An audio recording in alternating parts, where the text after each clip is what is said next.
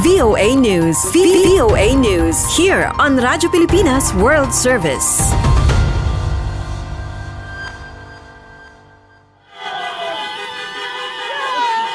Celebration in December 2022.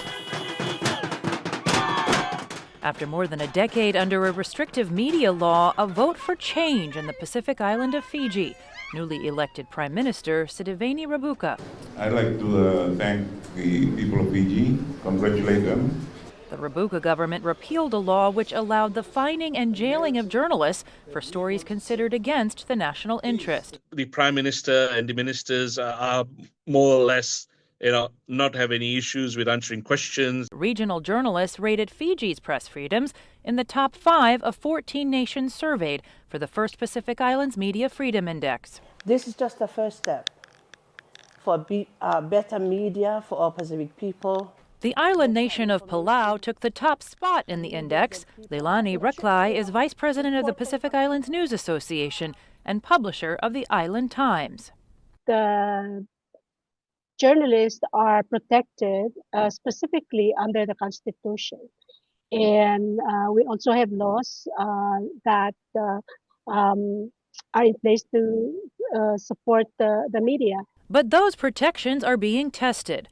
Raklai is named in a defamation lawsuit brought by a company owned by the father of Palau's president for what the company says are false and unsubstantiated allegations about tax payments.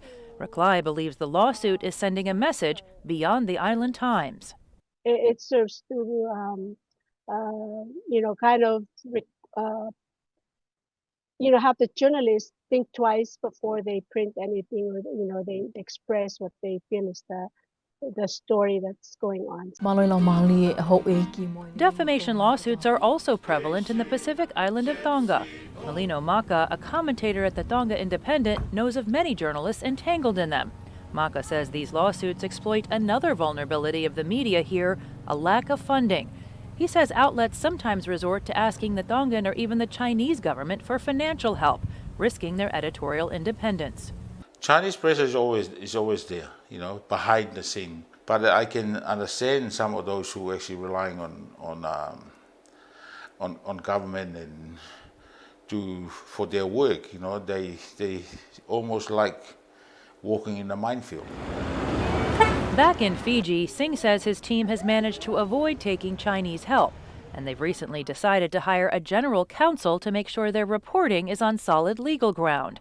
Singh says the challenge now is ending the media's tendency to self-censor after almost 20 years of little to no accountability reporting in Fiji. Of course, as I said, most of these young ones are still adapting to this newfound freedom. A freedom that is the envy of journalists across the region. Jessica Stone, VOA News. VOA News. VOA News. Here on Radyo Pilipinas World Service.